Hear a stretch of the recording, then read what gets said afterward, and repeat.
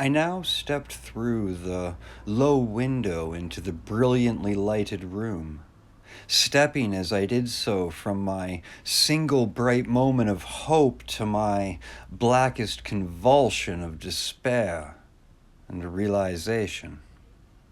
The nightmare was quick to come, for as I entered, there occurred immediately one of the most terrifying demonstrations I had ever conceived. Scarcely had I crossed the sill when there descended upon the whole company a sudden and unheralded fear of hideous intensity distorting every face and evoking the most horrible screams. Flight was universal, and in the clamor and panic, several fell in a swoon and were dragged away by their madly fleeing companions. Many covered their eyes with their hands and plunged blindly and awkwardly in their race to escape, overturning furniture and stumbling against the walls before they managed to reach one of the many doors.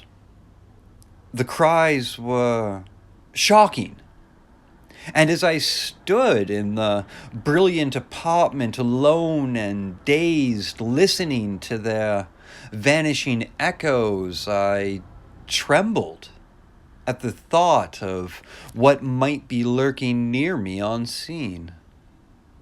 At a casual inspection, the room seemed deserted, but when I moved towards one of the alcoves, I thought I detected a presence there.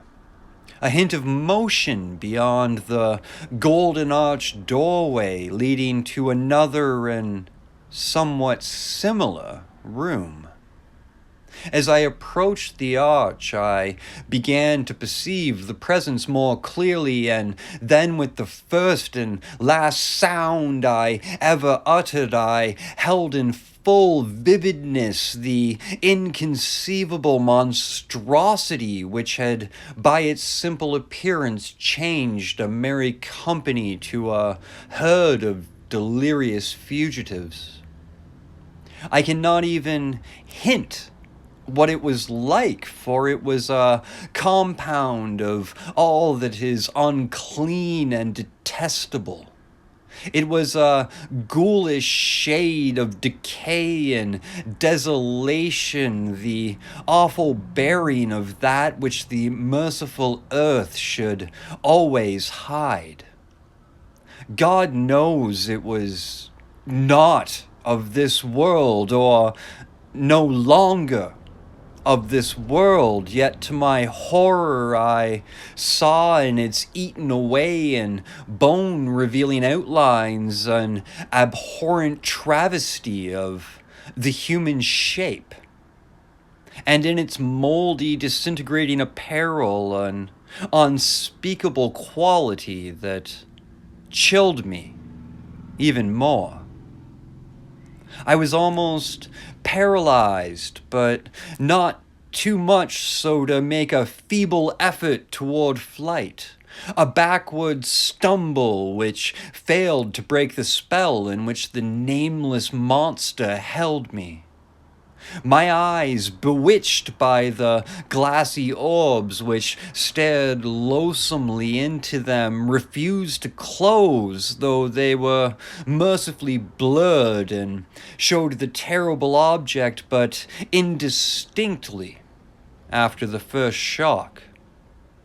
I tried to raise my hand to shut out the light, yet so stunned were my nerves that my arm could not fully obey my will. The attempt, however, was enough to disturb my balance, so that I had to stagger forward several steps to avoid falling. As I did so, I became suddenly aware of the nearness of the carrion thing whose hideous hollow breathing I half fancied I could hear. Nearly mad, I found myself yet able to throw out a hand to ward off the fetid apparition which pressed so close. when in one cataclysmic second of cosmic and hellish accident, my fingers touched the rotting, outstretched paw of the monster beneath the golden arch. I did not shriek, but all the fiendish ghouls that ride the night wind shrieked for me, as in the same second there crashed down upon my mind a single and fleeting avalanche of soul-annihilating memory. I knew in that second all that had been. I remembered beyond the frightful castle and the trees and recognized the altered edifice in which I now stood.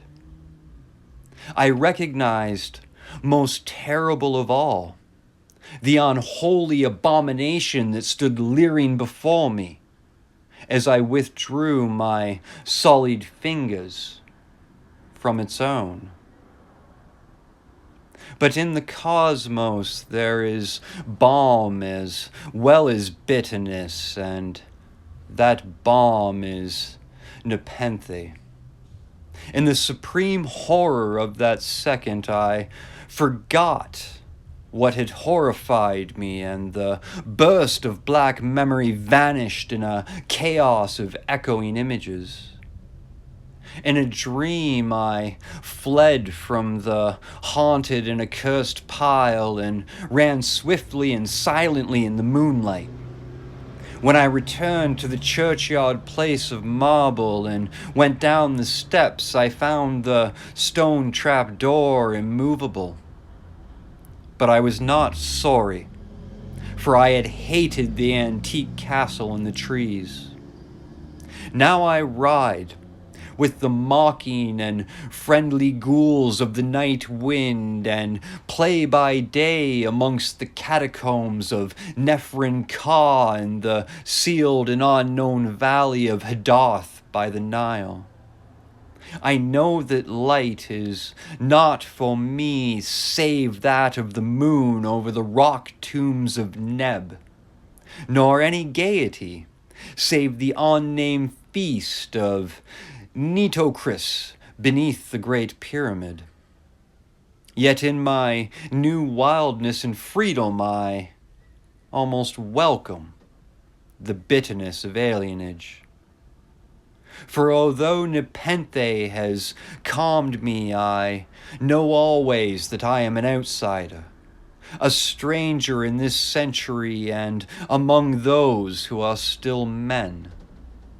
This I have known ever since I stretched out my fingers to the abomination within the great gilded frame, stretched out my fingers and touched a cold and unyielding surface of polished glass.